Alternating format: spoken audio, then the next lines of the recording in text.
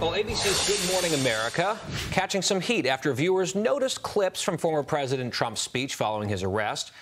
Well, the clips were altered to blur his podium. Look at that. And the message that read, text Trump 88022 for donations to his campaign. They blurred that out at ABC.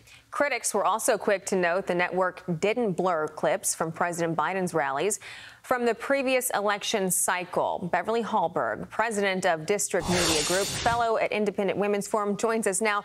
Beverly, should we really be surprised at this point?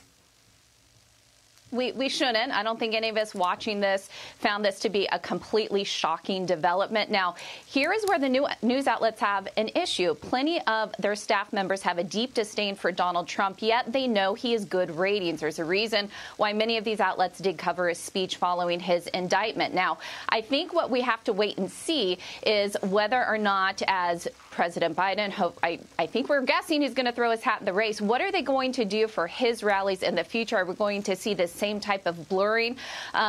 We'll have to wait and see. The contrast is going to be a little bit more stark when you see some Democrats get into the race. But I think overall, news outlets just have this hard time of knowing that this is good ratings, but not wanting to give him any type of credit whatsoever. But here's the thing. Donald Trump has raised over $8 million since his indictment, so I don't think blurring the text prevented him from getting any donations. Yeah, I think it might have even jumped to over 10 million last I saw. And Beverly, here's the thing, if they're going to blur the text to donation link or the number to text, fair enough if that's the style guide, if that's what you say, it's our policy as a network to do it.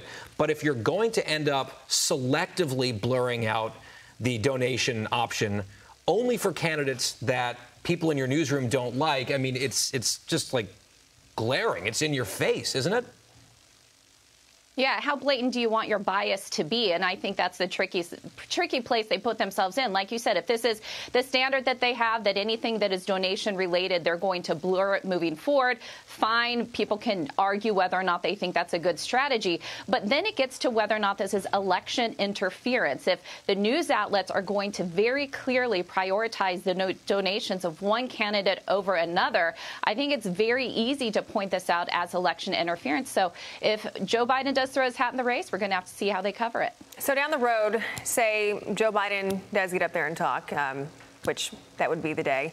But if he does get up there and speak, they do not blur it. Do you think ABC should be held accountable for what they did with Trump?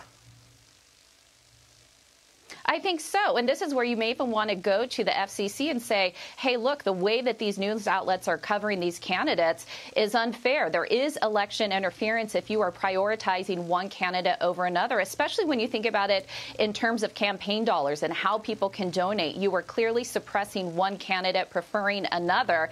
Again, I don't think the audience is shocked when they see this, but I think when we point out things like this, hopefully news outlets realize, okay, we have to be a little bit more careful. We shouldn't have to do that, but we have to keep them accountable because the institution of media is a crumbling institution where a bias has seeped in, and I think it's definitely going to seep into this next election. You know, Beverly, quickly on this topic, I am just so curious what the internal conversation sounded like leading to that decision. It took effort to blur out that particular part of the screen.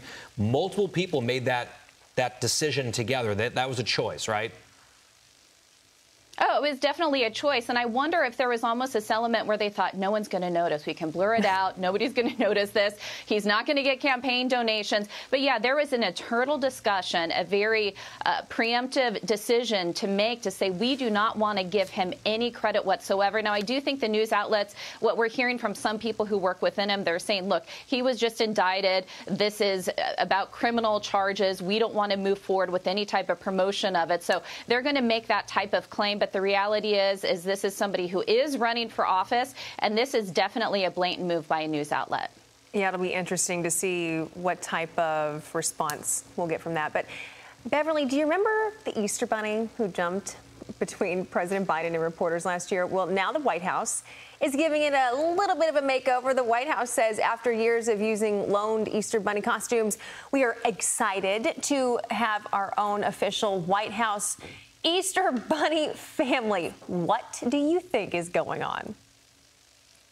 Look, if we want to put some tax money into Easter Bunny costumes, I don't have a huge issue with that. But I think what's most notable about this is we're moving from one Easter Bunny to an Easter Bunny family. And the only thing I can think of in reference to this is that I think it's a way to have more bunnies out there to prevent President Biden from growing rogue. We have that clip from a year ago where he started to answer questions from reporters. Now you have a multitude of bunnies trying to prevent the president from doing or saying something that he shouldn't do or say. So I really think that that is what's behind it, just more bunnies keeping President Biden in check. It's like a whole little group of bunnies, handlers in their costumes. I want to know who is in those costumes. See, I actually support this, Beverly. I feel like the president should have these bunnies guiding him all year round, not just at Easter.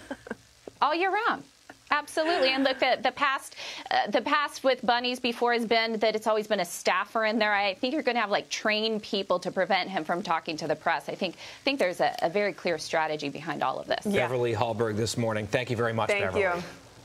I'm Steve Ducey. I'm Brian Kilmeade. And I'm Ainsley Earhart. And click here to subscribe to the Fox News YouTube page to catch our hottest interviews and most compelling analysis.